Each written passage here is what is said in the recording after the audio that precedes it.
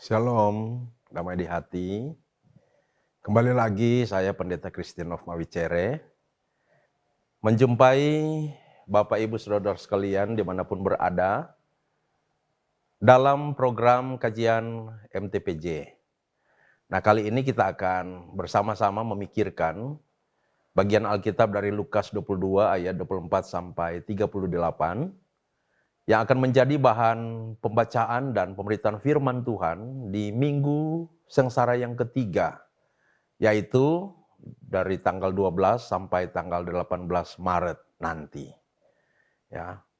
Nah, saudara-saudara, saya tidak akan membaca bagian Alkitab ini sebab nanti dalam perjalanan kita untuk memahami, menelaah secara sederhana bagian ini, kita juga tuh akan membacanya secara keseluruhan. Nah, saya melihat saudara-saudara, bagian Alkitab ini adalah bagian Alkitab yang cukup penting untuk kita pahami bersama sebagai umat Kristiani. Dalam rangka kepengikutan kita kepada Yesus, dan di dalam kepengikutan itu, kita pun terpanggil untuk melayani bersama Dia dan turut memerintah bersama-sama dengan Dia. Nah, sebelum kita melakukan penelaahan ini, mari kita minta pertolongan Roh Kudus dalam doa. Kita berdoa.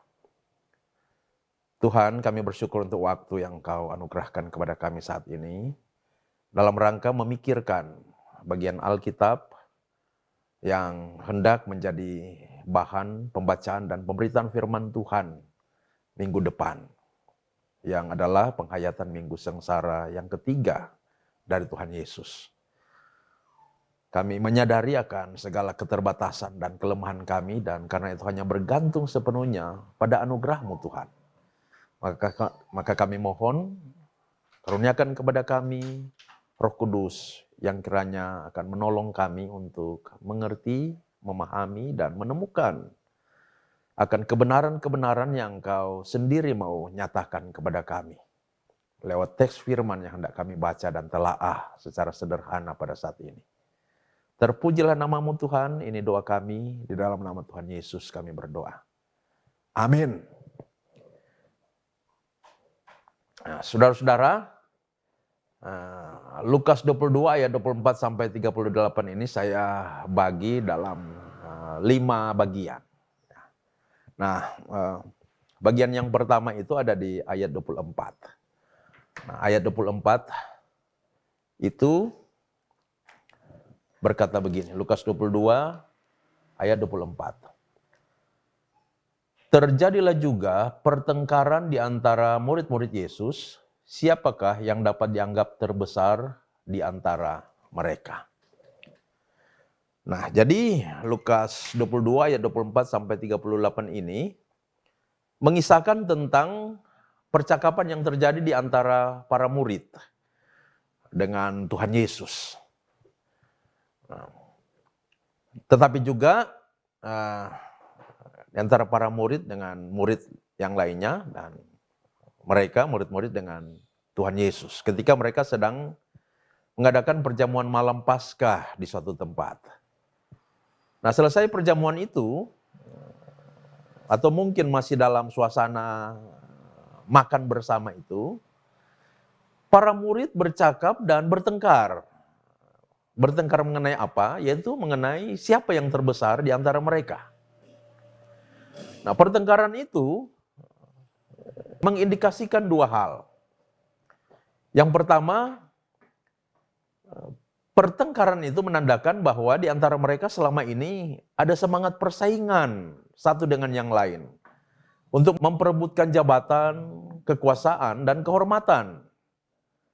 Nah, yang kedua, pertengkaran itu jelas menunjukkan bahwa di dalam diri para murid ada keinginan untuk mendapatkan jabatan, kekuasaan, dan kehormatan yang tinggi. Nah, kita ingat, saudara-saudara, sebelumnya dalam perjalanan menuju ke Yerusalem, dua orang murid yang kakak beradik, yaitu Yakobus dan Yohanes itu, pernah secara diam-diam mengajukan permintaan posisi di samping kanan dan di samping kiri Yesus bila Yesus sudah menjadi raja di Yerusalem nanti. Jadi mereka itu berpikir bahwa Yesus yang membawa mereka memasuki kota Yerusalem akan memimpin mungkin seperti sebuah gerakan revolusi dalam rangka memerdekakan bangsa Yahudi yang sementara berada dalam penjajahan Romawi, tetapi juga yang dipimpin oleh seorang raja Yahudi yang sebenarnya bukan Yahudi, yaitu Raja Herodes. Nah, Herodes ini adalah sebenarnya orang Edom. Tapi karena kedekatannya dengan Kaisar Agustus atau dengan Kaisar Romawi itu, sehingga dia diberikan jabatan sebagai raja bagi orang Yahudi. Nah, jadi ketika Yesus hendak memasuki Yerusalem, dalam konsep pikiran para murid ini, apalagi dengan mengetahui dan telah banyak melihat kuasa yang ada pada Yesus. Buta dapat melihat, lumpuh timpang berjalan, yang kusta ditahirkan, bahkan orang mati dibangkitkan oleh Yesus. 5.000 orang diberi makan dengan 2 ekor ikan, 5 ketul roti. Roh-roh jahat diusir, bahkan badai, angin taufan pun tunduk pada kuasa Yesus. Nah, menyaksikan kuasa adikodrati yang hebat sekali yang ada pada Yesus ini membuat para murid ini semakin yakin bahwa Yesus pasti adalah Mesias yang diutus oleh Allah untuk menjadi raja bagi kerajaan Yahudi baru yang merdeka, berdaulat, dan hebat, tak terkalahkan seperti di zaman kerajaan Daud dulu. Jadi mereka berpikir kerajaan Yahudi akan menjadi jaya kembali seperti di masa kerajaan Daud dahulu dengan kehadiran Yesus. Nah, waktu ke Yerusalem itu mereka pikir Yesus itu akan melakukan suatu gerakan untuk mengambil alih kekuasaan dari Herodes dan bahkan untuk memerdekakan kerajaan Yahudi itu dari penjajahan Romawi. Nah, dalam rangka itulah maka kemudian 2 orang murid yang kakak beradik ini, yaitu Yakobus dan Yohanes, mereka diam-diam mendekati Yesus lalu mengajukan permintaan, nanti kalau Yesus sudah menjadi raja, yang satu di samping kanan, yang satu di samping kiri. Nah, meminta posisi di samping kanan raja berarti meminta jabatan Perdana Menteri. Dan meminta posisi di samping kiri raja berarti meminta jabatan sebagai Panglima Kerajaan. Nah, 2 jabatan itu adalah jabatan dan kekuasaan tertinggi sesudah raja. Begitu murid-murid lain mengetahui permintaan diam-diam dari Yakobus dan Yohanes ini, maka mereka marah. Dan selanjutnya mereka itu saling mempertengkarkan soal siapa yang terbesar di antara mereka. Atau siapa yang paling layak mendapatkan jabatan-jabatan tertinggi itu. Dalam percakapan di meja makan itu, hal itu pula lah yang kembali dipertengkarkan. Nah, jadi dari ayat 4 ini kita dapat memikirkan beberapa prinsip penerapan. Yang pertama, persaingan adalah suatu realita yang tak terpisahkan dalam kehidupan kita manusia, termasuk di dalamnya gereja. Namun ada persaingan yang positif dan ada juga persaingan yang negatif. Persaingan yang positif itu ialah persaingan dalam menggapai sesuatu yang punya nilai-nilai penghargaan terhadap orang lain, terhadap pesaing yang juga sedang menggapai hal yang sama. Dan ada saling pengakuan terhadap kemampuan serta kelayakan masing-masing secara objektif. Itu persaingan yang positif. Nah, di dalam persaingan yang positif ada kesadaran bahwa seseorang lebih memenuhi syarat atau lebih layak mendapatkan sesuatu yang juga ingin diperoleh itu. Kalau memang kenyataannya seperti itu. Jadi persaingan yang positif adalah persaingan yang objektif dan tidak ada unsur saling menjatuhkan pesaing lainnya. Nah, inilah seharusnya persaingan yang ada di dalam tubuh Kristus, yaitu gereja. Nah, sedangkan persaingan yang negatif ialah persaingan yang dilakukan dalam semangat yang subjektif, yang egoistik dengan prinsip saya yang terbaik, saya yang paling layak, saya yang paling pantas. Nah, pastinya persaingan seperti ini akan mendatangkan pertengkaran dan kemudian kehancuran. Keinginan atau dapat disebut juga ambisi itu pada hakikatnya merupakan hal yang positif. Nah, ambisi untuk mendapatkan jabatan dengan motif supaya dapat melakukan yang terbaik semaksimal mungkin bagi banyak orang melalui jabatan itu adalah hal yang sangat baik. Namun, ketika ambisi untuk mendapatkan jabatan dan kekuasaan itu dilatar belakangi oleh motif untuk mendapatkan kehormatan, pujian, popularitas, dan keuntungan-keuntungan pribadi, maka ambisi itu telah berubah menjadi ambisius yang bertentangan dengan kehendak Allah. Nah, orang Kristen boleh memiliki ambisi tetapi harus menjauhkan diri dari ambisius. Nah, itu 3 poin penerapan yang dapat kita pikirkan dari pemahaman terhadap ayat 4 ini.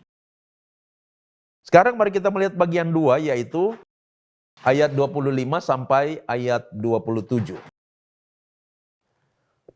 Ayat 25 sampai ayat 27 berkata begini. Yesus berkata kepada mereka, raja-raja bangsa-bangsa memerintah rakyat mereka dan orang-orang yang menjalankan kuasa atas mereka disebut pelindung-pelindung. Tetapi kamu tidaklah demikian. Melainkan yang terbesar di antara kamu hendaklah menjadi sebagai yang paling muda dan pemimpin sebagai pelayan. Sebab siapakah yang lebih besar, yang duduk makan atau yang melayani? Bukankah dia yang duduk makan? Tetapi aku ada di tengah-tengah kamu sebagai pelayan. Nah, itu ayat 25 sampai ayat 27. Nah, saudara-saudara, bagian kedua ini yaitu ayat 25 sampai 27 berisi tanggapan Yesus atas pertengkaran tadi. Nah, ada 3 hal yang dikatakan Yesus dalam tanggapannya ini. Yang pertama, Yesus mengatakan, raja-raja bangsa-bangsa memerintah rakyat mereka dan orang-orang yang menjalankan kuasa atas mereka disebut pelindung-pelindung.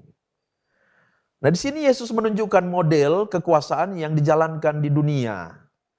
Seperti konteks zaman itu bahwa ada raja-raja yang menjadi pemimpin dan penguasa tertinggi dalam suatu kerajaan. Lalu sang raja mengangkat sejumlah orang untuk diberi wewenang dan kekuasaan dalam rangka menjalankan pemerintahan. Nah, orang-orang yang diberikan kekuasaan oleh raja untuk menjalankan pemerintahan itu, pada masa itu disebut pelindung-pelindung, yang dalam bahasa Yunani itu disebut dengan istilah iurgetas. Nah, kalau di zaman sekarang mungkin mereka yang disebut menteri-menteri. Istilah iurgetas atau pelindung itu sesungguhnya berasal dari konteks kerajaan Mesir, di mana salah satu raja dari dinasti Ptolemeus di Mesir kuno itu memiliki nama belakang Iurgetes, yang berarti sang pelindung. Namun para pelindung di zaman itu adalah orang-orang yang menjalankan kekuasaan yang keras, yang menindas, dan sedemikian serakah demi kebesaran dan keuntungan diri. Nah, sesungguhnya mereka bukan melindungi dan melayani rakyat, tetapi melayani perut mereka sendiri. Nah, dengan menunjukkan pola kekuasaan dunia itu, Yesus sedang menunjukkan kepada murid-muridnya bahwa mereka sedang bertengkar untuk menjadi penguasa-penguasa seperti yang disebut iurgetas atau pelindung-pelindung itu. Memang Yesus tidak memarahi mereka. Namun dengan lembut Yesus sedang menelanjangi ambisius mereka bahwa ternyata mereka mengikut Yesus dengan harapan akan mendapatkan kekuasaan, kebesaran dan kehormatan diri. Bukan untuk melayani bersama Yesus. Yesus tahu pikiran mereka bahwa mereka berpikir Yesus akan menjadi raja secara politis bagi kerajaan Yahudi baru yang merdeka, berdaulat, dan jaya. Dan mereka pikir mereka lah yang akan menjadi Yurgetas atau pelindung-pelindung atau menteri-menteri itu. Akan menjadi orang-orang yang berada di ring satu dari raja. Nah, saudara-saudara, yang kedua Yesus mengatakan, tetapi kamu tidaklah demikian.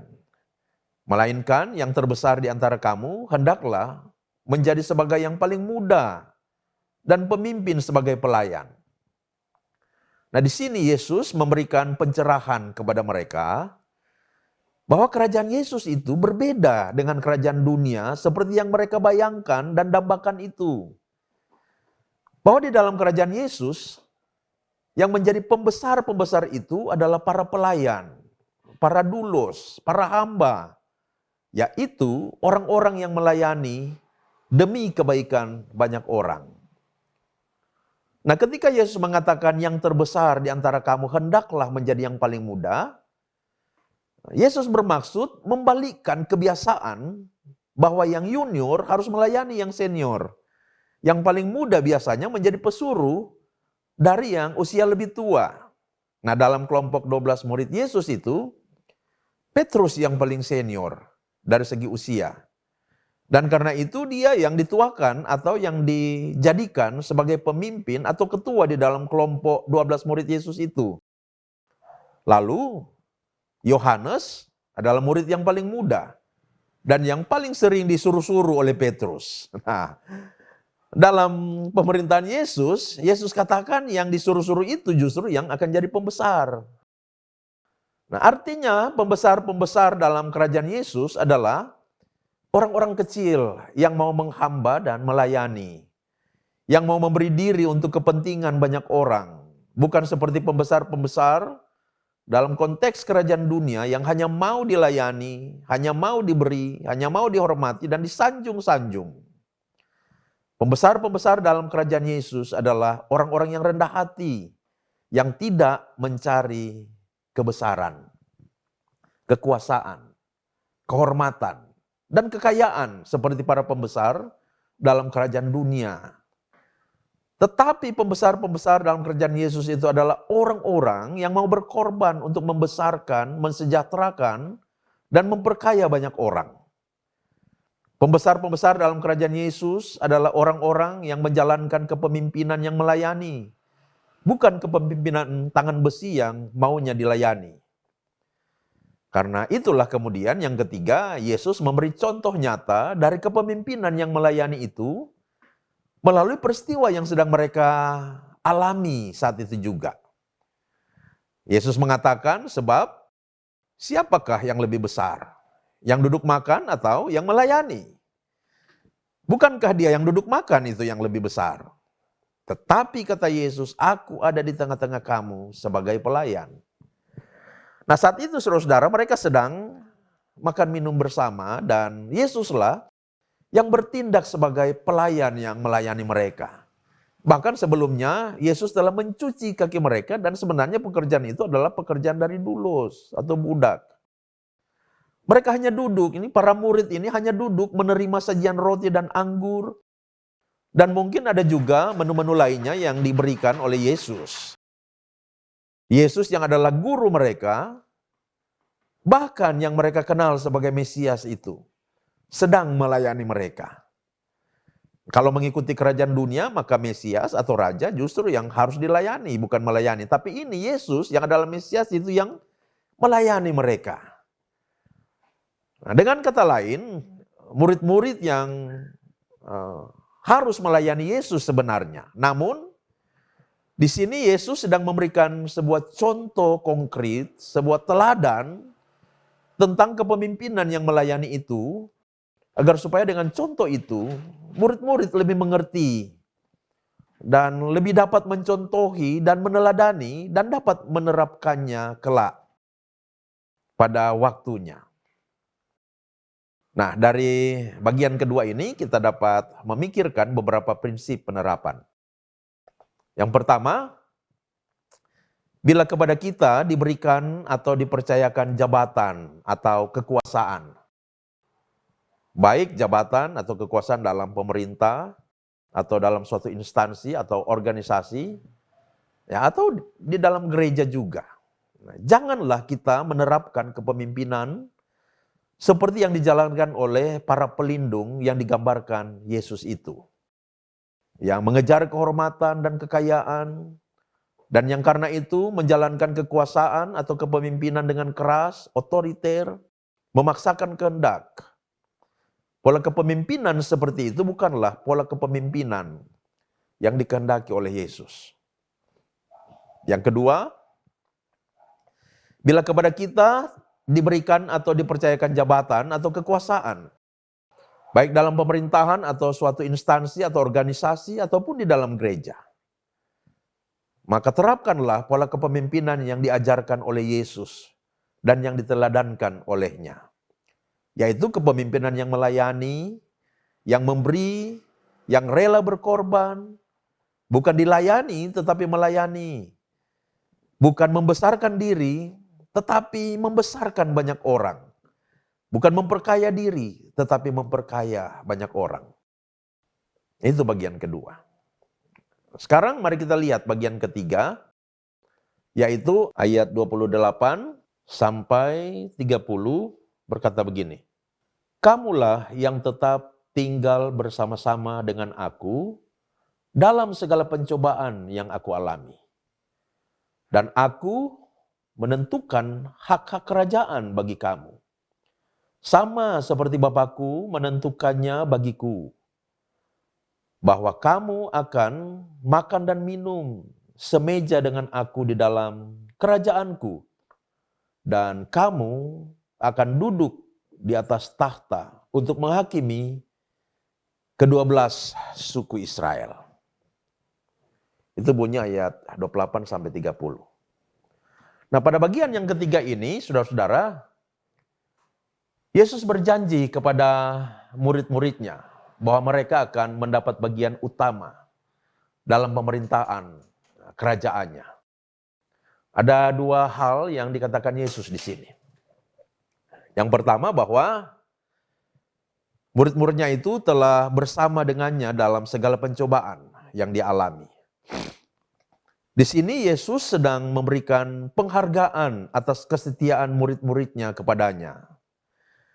Yesus mengatakan, kamulah yang tetap tinggal bersama-sama dengan aku dalam segala pencobaan yang aku alami. Kamulah orang-orang yang tetap berdiri di sampingku dan berpihak kepadaku sementara yang lain telah meninggalkan dan membelakangi aku. Yesus telah mengalami banyak pencobaan. Tentu kita tahu kisah bagaimana pencobaan-pencobaan yang dialami oleh Yesus itu. Ia telah dilecehkan dan ditolak banyak orang, dituduh dan dikecam dengan tajam, serta menanggung bantahan dari pihak orang-orang berdosa. Namun murid-muridnya selalu bersama dia dan turut menderita bersama dia. Nah, itu hanyalah bantuan kecil sebenarnya yang dapat murid-murid itu berikan kepada Yesus. Atau itu hanya pelayanan kecil yang dapat mereka lakukan baginya. Meskipun begitu, Yesus sangat menghargai bahwa mereka tetap tinggal bersama-sama dia. Dan bahkan Yesus mengakui kebaikan hati mereka itu. Walaupun sebenarnya kita tahu juga bahwa hanya berkat bantuan anugerahnya lah mereka dapat bertahan untuk bersama-sama dia. Murid-murid Yesus sesungguhnya penuh dengan kekurangan dalam melaksanakan tugas-tugas mereka. Mereka sering melakukan banyak kesalahan dan memiliki banyak kelemahan. Ya, Yesus pernah mengatakan mereka itu begitu lamban untuk mengerti dan begitu mudah lupa, serta sering melakukan kesalahan besar karena kurang berhati-hati. Namun Yesus mengabaikan semua kelemahan, kekurangan, dan kesalahan-kesalahan mereka itu. Yesus melupakannya bahkan. Ia tidak membentak atau menegur mereka atas semua kelemahan itu, tetapi justru memberikan kesaksian yang patut dikenang tentang mereka. Kamulah yang tetap tinggal bersama-sama dengan aku. Begitulah ia memuji mereka pada menit-menit perpisahan di mana ia akan segera ke Taman Getsemani dan ditangkap di sana untuk menunjukkan betapa ia menghargai mereka yang berhati jujur dan tulus kepadanya. Penghargaannya itu saja sudah merupakan suatu kehormatan bagi mereka. Jadi mereka tidak perlu mengejar kehormatan yang lebih besar lagi sebenarnya. Yang kedua, Yesus mengatakan, "Dan aku menentukan hak-hak kerajaan bagi kamu, sama seperti Bapakku menentukannya bagiku. Bahwa kamu akan makan dan minum semeja dengan aku di dalam kerajaanku. Dan kamu akan duduk di atas tahta untuk menghakimi ke-12 suku Israel." Artinya, saudara-saudara, oleh karena para murid selama ini telah setia bersama Yesus, dalam senang maupun susah, bukanlah orang lain yang tidak pernah sepenanggungan dengan mereka, dengan Yesus yang akan diberikan hak-hak kerajaan. Bukan orang lain, hanya orang-orang yang telah setia bersama-sama dengan dia. Atau jabatan dan kekuasaan dalam kerajaan Yesus itu hanya akan diberikan kepada orang-orang yang telah setia bersama dia pun di dalam saat-saat susah. Nah, mereka lah murid-murid Yesus. Bahwa mereka akan duduk di atas tahta bersama Yesus menunjukkan bahwa mereka akan mendapatkan jabatan-jabatan dan kekuasaan-kekuasaan yang tinggi, yang sama dan sederajat satu dengan lainnya. Perkataan Yesus yang kedua ini menunjuk pada dua aspek. Ya, pertama, setelah Yesus mati, bangkit dan naik ke sorga nanti, Yesus akan membangun kerajaannya di dunia ini, yaitu gereja. Dan murid-muridnya lah yang mendapat kehormatan untuk menjadi pemimpin-pemimpin gereja mula-mula itu, untuk memulaikan misi Yesus dalam membawa berita Injil kerajaan Allah ke seluruh penjuru dunia. Dan benar, murid-murid itu menjalankan kepemimpinan yang melayani. Dan bahkan siap mengorbankan nyawanya demi berita Injil untuk didengar oleh orang-orang Yahudi maupun oleh orang-orang non-Yahudi. Yang kedua, perkataan Yesus yang kedua itu menunjuk pada kesempurnaan kerajaannya nanti, di mana murid-murid dan semua pengikutnya yang telah setia bersamanya dalam segala kesusahan dan pengorbanannya demi memajukan kerajaannya di dunia ini, mereka akan mendapatkan kehormatan yang besar di sana.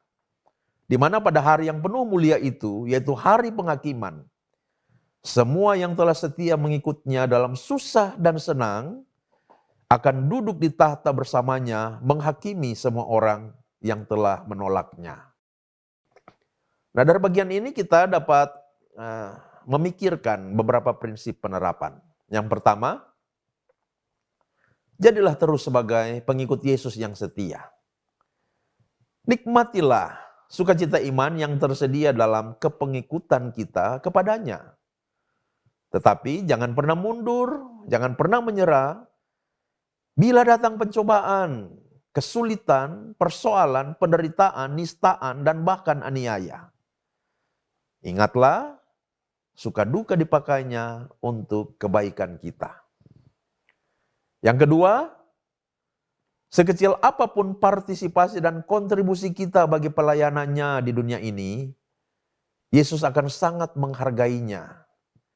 Dan sebesar apapun kesalahan dan kelemahan kita dalam mengikut dan melayani dia, dia tidak akan mengingat, dia tidak akan memperhitungkan, dia tidak akan mengungkit-ungkitnya lagi, saudara-saudara.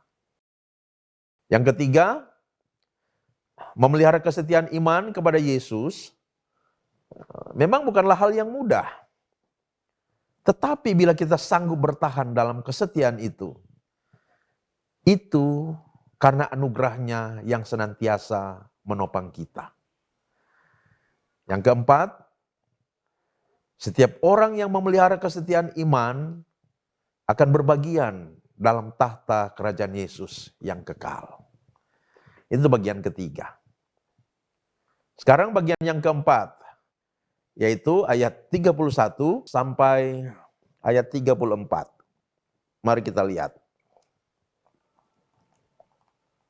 Ayat 31 sampai 34 berkata begini. Simon, Simon, lihat, iblis telah menuntut untuk menampi kamu seperti gandum. Tetapi aku telah berdoa untuk engkau supaya imanmu jangan gugur. Dan engkau, jikalau engkau sudah insaf, kuatkanlah saudara-saudaramu. Jawab Petrus, Tuhan, aku bersedia masuk penjara dan mati bersama-sama dengan engkau. Tetapi Yesus berkata, aku berkata kepadamu, Petrus, hari ini ayam tidak akan berkokok sebelum engkau 3 kali menyangkal bahwa engkau mengenal aku. Itu ayat 31 sampai 34. Nah, saudara-saudara, bagian keempat ini, ayat 31 sampai 34 ini berisi dialog Yesus dengan Petrus tentang pencobaan iblis yang akan dialami oleh Petrus. Nah, mari kita melihat adegan-adegan dari dialog ini. Yang pertama, Yesus berkata kepada Petrus, Simon, Simon, lihat, iblis telah menuntut untuk menampi kamu seperti gandum. Nah, kata kamu di sini menunjuk pada murid-murid secara keseluruhan. Jadi meski Yesus menyebut nama Simon, tapi dia bermaksud berbicara baik kepada Simon Petrus secara pribadi, tetapi juga kepada semua murid secara umum. Nah, bahwa iblis telah menuntut untuk menampi kamu. Menampi adalah aktivitas mengguncangkan gandum di sebuah wadah dengan maksud untuk memisahkan gandum dari kulit arinya. Sehingga gandum yang tertinggal dan kulit arinya, gandum itu tertinggal dan kulit arinya dibuang. Jadi inti dari menampi ialah menggoncangkan untuk memisahkan. Mungkin yang dimaksud Yesus di sini, iblis telah mendakwa murid-murid Yesus. Terlebih lagi Petrus, didakwa oleh iblis di hadapan Allah, dituntut iblis di hadapan Allah. Bahwa mereka itu hanya mengikut Yesus demi jabatan, demi kehormatan dan kejayaan. Namun bila mereka melihat Yesus ditangkap dan disalibkan dan tidak menjadi raja, iblis meminta izin kepada Allah untuk menggoncang iman mereka, untuk membuktikan pada Allah bahwa mereka akan meninggalkan Yesus. Nah, barangkali dakwaan dan tuntutan iblis kepada Allah untuk murid-murid Yesus itu di sini sama seperti yang dilakukan iblis itu kepada Ayub. Kita mengingat kisah di mana iblis datang kepada Allah dan menuduh Ayub. Nah, Ayub itu menurut iblis hanya mau setia kepada Allah karena Allah memberkatinya dengan kekayaan dan dengan berbagai harta yang berlimpah. Nah, bagi iblis, coba saja kalau Allah mengambil semua kekayaannya, pasti Ayub akan meninggalkan Allah. Namun dalam kisah Ayub itu, kita tahu bersama Allah membuktikan kepada iblis bahwa meski Ayub kehilangan semuanya, dia tetap setia kepada Allah. Nah, dalam kisah Yesus dan murid-muridnya ini, saudara-saudara, demikian pula yang dilakukan iblis. Iblis yakin bila ia menampi, menggoncang iman mereka tatkala mereka menyaksikan penderitaan dan penyaliban Yesus, mereka akan meninggalkan Yesus. Seperti kulit ari terpisah dari gandum ketika ditampi dalam wadah penampian. Nah, yang kedua, Yesus berkata, tetapi aku telah berdoa untuk engkau, supaya imanmu jangan gugur. Dan engkau, jikalau engkau sudah insaf, kuatkanlah saudara-saudaramu. Jadi saudara-saudara, iblis itu datang kepada Allah dengan tuntutan untuk menampi Petrus dan murid lainnya, agar iman mereka goncang dan meninggalkan Yesus. Tetapi sebelum iblis datang dengan tuntutannya kepada Allah itu, ternyata Yesus telah lebih dulu mendoakan Petrus dan tentu murid lainnya, agar dalam pencobaan iblis itu, iman mereka tidak gugur. Nah, dengan demikian, Yesus memberi semangat dan kekuatan kepada Petrus dan semua murid. Bahwa meski Petrus itu akan menghadapi pencobaan iblis yang akan menggoncang imannya. Tetapi Yesus telah mendoakannya dan doa Yesus akan lebih kuat, lebih berkuasa dari kekuatan dan kuasa pencobaan iblis itu. Nah, perkataan Yesus kepada Petrus ini memberi pengajaran kepada semua orang percaya bahwa jaminan tetap terpeliharanya iman adalah anugerah Allah di dalam Yesus Kristus dan bukan karena kekuatan serta kemampuan manusiawi dari setiap orang percaya. Iman dalam diri setiap pengikut Yesus itu akan terpelihara berkat doa dan permohonan syafaat Tuhan Yesus Kristus. Sehingga meskipun menghadapi pencobaan yang berat dan sangat mengguncang, tetapi tidak akan gugur.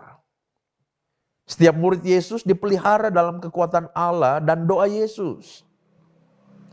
Inilah salah satu bagian dari anugerah Allah yang indah itu. Bahwa jaminan iman kita terletak pada anugerah pemeliharaannya.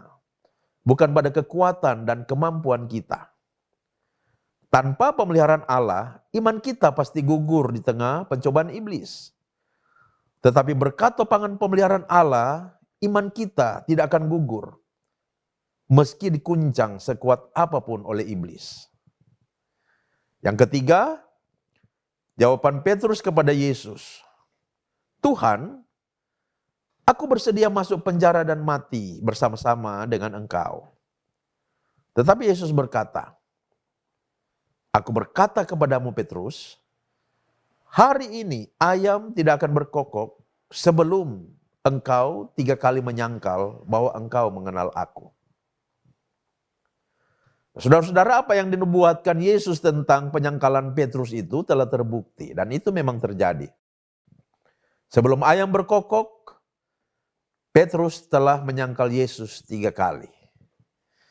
Ini menunjukkan bahwa tekad bulat dan kekuatan komitmen Petrus untuk beriman kepada Yesus, untuk mengikuti Dia, dan tak akan mundur meski hadapi pencobaan dan goncangan iblis yang hebat, bukanlah sebuah jaminan untuk imannya, bahwa imannya itu tidak akan gugur.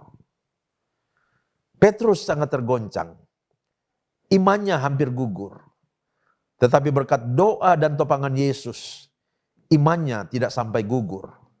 Sebab akhirnya Yesus mencari dia, menjumpai dia, dan memakai dia secara luar biasa dalam misi pelayanannya di dunia ini. Nah, pengalaman kegagalan Petrus itu mengkonfirmasi ajaran Alkitab bahwa jaminan pemeliharaan iman itu ada pada anugerah Allah, bukan pada tekad dan kemampuan manusia. Tetapi setelah Petrus mengalami pemulihan dari kegagalannya dalam mengandalkan kemampuan diri sehingga imannya hampir saja gugur itu, Yesus kemudian memberi tugas kepadanya untuk menolong orang lain seperti dia sendiri telah ditolong oleh Allah. Jikalau engkau sudah insaf, kuatkanlah saudara-saudaramu. Jika engkau telah dipulihkan oleh anugerah Allah dan dibawa pada pertobatan, lakukanlah yang dapat kamu lakukan untuk memulihkan orang lain. Bila engkau telah memelihara imanmu agar tidak gugur, berusahalah untuk menguatkan dan membangun iman orang lain juga. Jika engkau telah memperoleh belas kasihan Allah bagi dirimu sendiri, doronglah orang lain untuk tetap berharap bahwa mereka juga akan memperoleh belas kasihan.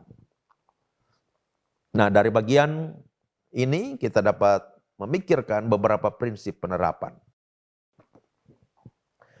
Yang pertama, saudara-saudara, iblis selalu mau menampi, menggoncang iman orang percaya, tetapi tanpa seizin Tuhan, iblis tak akan bisa.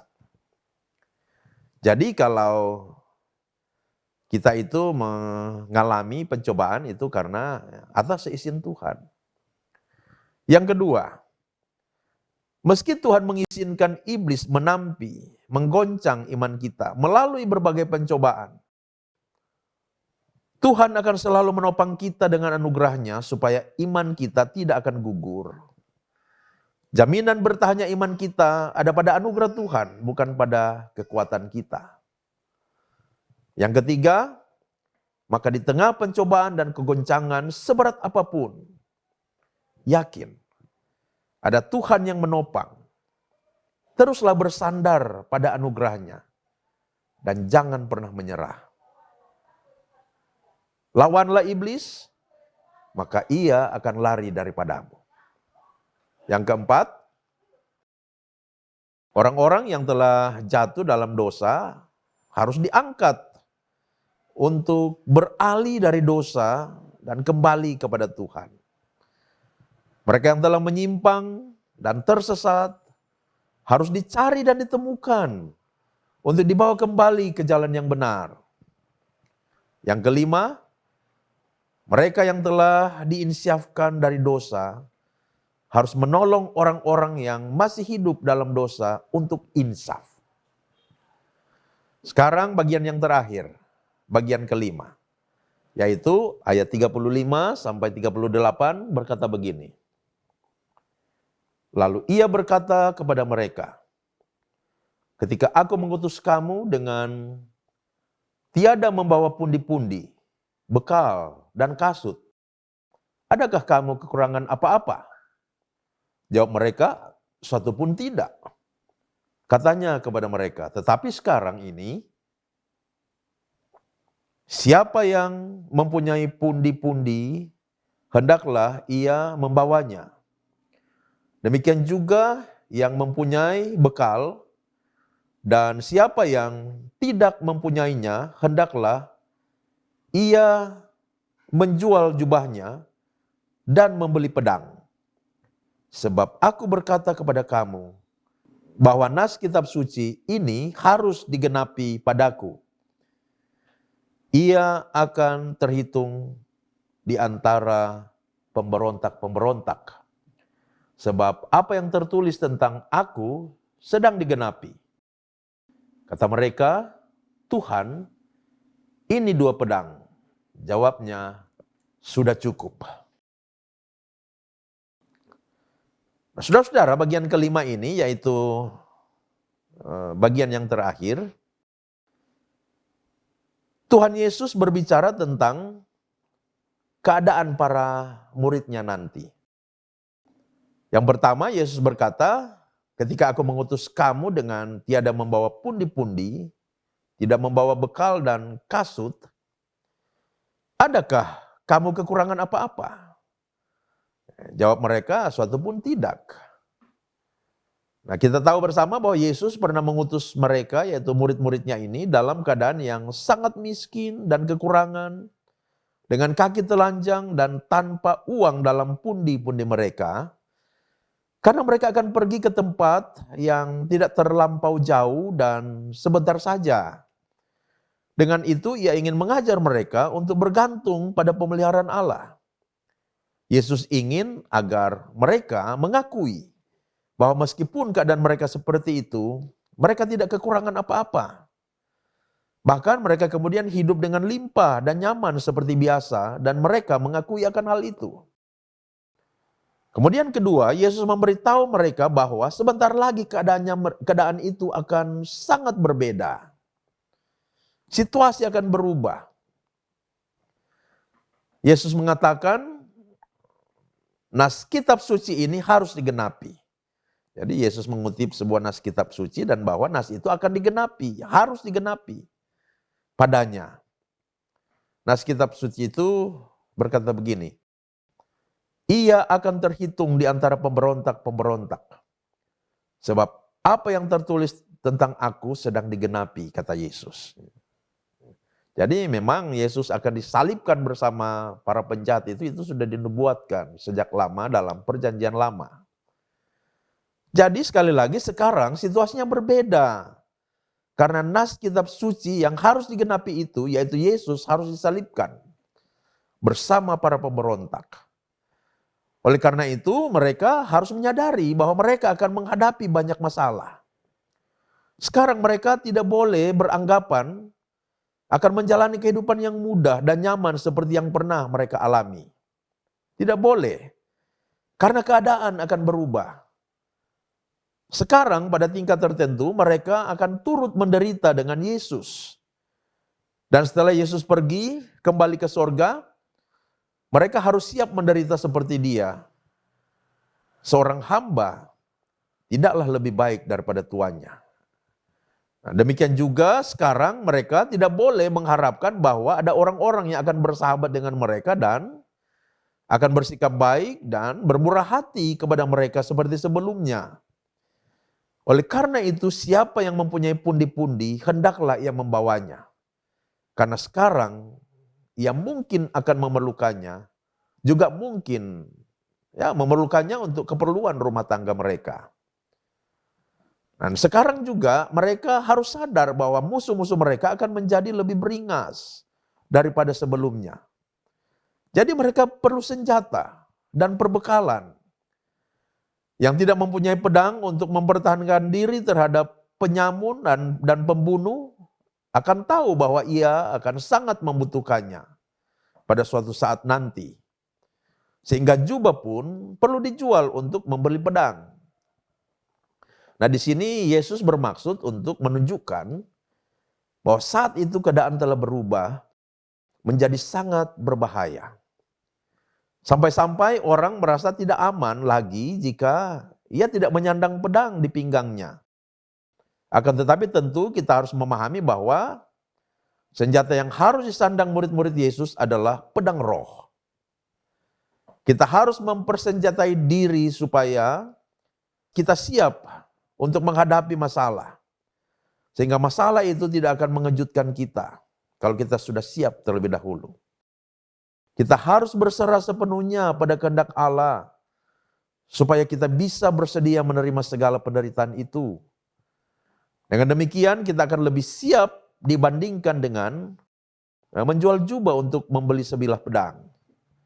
Nah, setelah itu murid-murid itu mulai mengukur kekuatan mereka dan menemukan bahwa pedang yang mereka bawa itu ada dua. Kita lihat itu di ayat 38. Satu di antaranya adalah pedang milik Petrus. Nah, memang pada waktu itu saudara-saudara, pada umumnya orang-orang Galilea selalu bepergian dengan membawa pedang. Yesus sendiri tidak membawa pedang, tetapi ia tidak melarang murid-muridnya menyandang pedang. Namun ketika Yesus berkata sudah cukup, jadi dua bilah pedang sudah cukup. Ia menunjukkan kepada mereka bahwa ia tidak mau mereka bergantung pada pedang. Dua bilah pedang untuk 12 orang. Bagaimana kalau sampai gerombolan musuh itu tiba-tiba datang menyerang dengan sebilah pedang di tangan setiap orang. Namun dua bilah pedang sudah cukup bagi mereka yang sebenarnya memang tidak membutuhkan sebilah pedang pun. Karena Allah sendiri yang akan menjadi perisai pertolongan dan pedang kejayaan mereka. Seperti yang dikatakan di Ulangan 33 ayat 29. Nah, sekarang mari kita melihat beberapa penerapan pada bagian yang terakhir ini. Pertama, sangat baik bagi kita untuk sering-sering meninjau ulang pemeliharaan Allah bagi kita selama ini. Serta mengamati bagaimana kita telah mampu melampaui semua kesulitan dan kesesakan yang pernah kita jumpai. Yang kedua, dalam kepengikutan kita kepada Yesus dan dalam pemberian diri kita untuk menjalankan panggilan pelayanannya. Meski ada kalanya kita, seperti para murid, dibawanya ke dalam keadaan yang sulit, namun ia tetap akan menolong kita. Meskipun ia menguji kita, ia tidak akan pernah meninggalkan kita dan akan terus menopang kita dengan anugerahnya. Yang ketiga, dalam menjawab panggilan iman untuk mengikuti Dia dan panggilan pelayanan untuk melayani bersama Dia, kita harus puas dan tidak boleh berkeluh kesah dengan keadaan. Kita harus bersyukur bila kita sudah memiliki secukupnya apa yang kita butuhkan untuk hidup.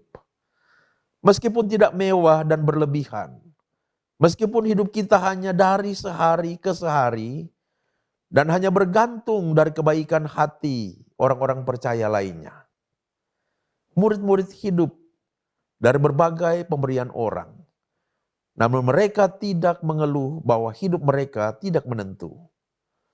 Mereka malah mengakui bahwa berkat guru mereka terpelihara dengan cukup. Mereka tidak kekurangan suatu apapun. Demikian juga dengan kita. Yang keempat, dalam menjawab panggilan iman dan panggilan pelayanan Yesus bagi kita, ketahuilah dan bersiaplah bahwa akan selalu ada lawan yang tampil menghadang. Dan lawanlah mereka dengan pedang roh. Berbuat baiklah kepada mereka yang berbuat jahat. Dan doakan mereka yang menganiaya kamu. Serta percayalah, bersama Yesus, kita akan selalu tampil sebagai pemenang. Bersama Yesus, kita boleh berkata seperti Yesaya, siapakah lawanku?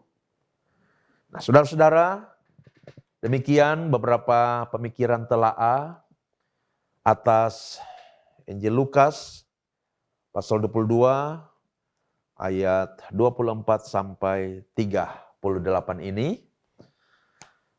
Nah, sekarang mari kita masuk di dalam doa. Kita berdoa. Tuhan, terima kasih karena Engkau mengaruniakan kepada kami roh hikmat dan pengetahuan untuk memikirkan, menelaah, menggali maksud-maksud-Mu, pesan-pesan kebenaran-Mu dari Lukas 22 ayat 24 sampai 38 ini Tuhan. Kiranya Engkau memampukan kami untuk dapat mempersiapkan pemberitaan firman Tuhan di minggu sengsara ketiga nanti melalui teks firman Lukas 22 ayat 24 sampai 38 ini. Dan kiranya berita firman yang kami renungkan daripadanya akan memiliki kuasa yang sungguh sanggup membentuk kami hamba-hambamu menjadi hamba-hamba yang mau berpartisipasi dan memberi diri sepenuhnya sebagai pelayan, sebagai hamba. Untuk melayani pekerjaanmu demi kepentingan banyak orang. Bukan mengambil bagian dari pelayananmu untuk mencari kehormatan, mencari keuntungan, mencari keagungan, mencari pujian bagi diri. Tetapi melayani sebagai hamba dalam kerendahan hati untuk berkorban bahkan memberi diri bagi kebaikan banyak orang dengan tugas-tugas panggilan yang Kau percayakan kepada kami Tuhan. Kami berdoa Tuhan berkati pemberitaan firman Tuhan yang dilakukan dan dilayankan oleh gereja-Mu. Gereja Masih Injili di Minahasa, di seluruh jemaat yang ada, baik di dalam maupun di luar negeri. Biar Tuhan mengurapi semua hamba Tuhan yang memberitakan firman. Dan kuasa Roh Kudus bekerja di dalam setiap pemberitaan firman. Sehingga mata yang buta dicelikan, pikiran yang gelap dicerahkan, hati yang tertutup dibukakan. Lalu Kristus masuk dan bertata dalam setiap hati. Dan setiap orang percaya itu hidup dalam pimpinan Kristus. Kristus merajai di dalam hati mereka. Dan karena itu hidup menurut tuntunan pimpinan Sang Raja dalam menjalani kehidupan ini. Berkati gereja Masih Injili di Minahasa Tuhan. Badan pekerja Majelis Sinode, Ketua Sinode Bapak Pendeta Dr. Hein Arina, dalam ia memimpin pelaksanaan tugas panggilan pelayanan Gemim, baik di dalam maupun di luar negeri. Kiranya Tuhan memakai beliau, sehingga gereja Tuhan makin hari makin menjadi alat yang efektif di tangan Tuhan untuk menghadirkan Injil Kerajaan Allah yang mentransformasikan, yang mengubahkan kehidupan itu. Berkati seluruh unsur badan pekerja Majelis Sinode, seluruh ketua-ketua wilayah, seluruh ketua-ketua jemaat yang ada di Gereja Masih Injili di Minahasa, agar supaya dapat memimpin pelaksanaan tugas panggilan pelayanan di jemaat-jemaat di wilayah-wilayah dengan efektif dalam tuntunan dan pimpinan kuasa Roh Kudus semata. Tuhan, berkatilah juga pemerintah daerah Sulawesi Utara, Bapak Gubernur Oli Dondokambe, SE, yang dibantu oleh Wakil Gubernur Bapak Penatua Dr. Andes Stephen Kando, yang dibantu oleh kepala-kepala dinas, kepala-kepala badan, termasuk oleh seluruh wali kota, bupati yang ada di kota dan kabupaten di Sulawesi Utara ini, sampai di kepala-kepala kecamatan, lurah-lurah dan ketua-ketua lingkungan yang ada. Kiranya kekuatan dan hikmat sorgawi terus Tuhan curahkan bagi mereka semua, sehingga mereka menjalankan pemerintahan yang bersih dan berdasarkan kehendak Tuhan untuk terus meningkatkan kesejahteraan masyarakat Sulawesi Utara. Sehingga makin hari Sulawesi Utara makin maju, masyarakatnya makin sejahtera. Dan nama Tuhan dipermuliakan. Sehat-sehatkan mereka, lindungi mereka, agar supaya mereka dapat bekerja dengan lancar dan maksimal, menjalankan semua tugas amanat Tuhan. Apabila ada yang sedang dalam pergumulan, dari para pendengar yang mengikuti siaran ini, entah pergumulan sakit atau persoalan apapun, kami satukan hati dan iman meminta Tuhan beranugerah kepada mereka dengan memberikan pertolongan. Tangan Tuhan yang penuh kuasa menjamah mereka, sehingga yang sakit disembuhkan. Yang dalam persoalan kuasa Tuhan bekerja, ada campur tangan Tuhan untuk memberikan jalan keluar sehingga mereka mendapatkan solusi dan tampil sebagai pemenang atas setiap persoalan masalah yang dihadapi. Terima kasih Tuhan. Terpujilah namamu. Ini doa kami yang kami naikkan beralaskan iman kepada Tuhan Yesus Kristus Juru Selamat kami yang hidup. Haleluya. Amin. Demikian saudara-saudara, program kajian bahan Alkitab melalui MTPJ yang akan menjadi bahan pembacaan dan pemberitaan firman Tuhan di Minggu Sengsara yang ketiga nanti. Dan saudara-saudara, apabila saudara-saudara merasa bahwa program kami ini menjadi berkat bagi saudara, maka kami mohon kiranya saudara berkenan untuk subscribe, like, dan share. Sebab dengan demikian maka saudara menopang kami untuk dapat melakukan pelayanan-pelayanan secara online lebih maksimal lagi. Untuk semua itu kami sampaikan terima kasih dan shalom. Tuhan memberkati saudara sekalian dan sampai jumpa pada kesempatan yang akan datang. Amin.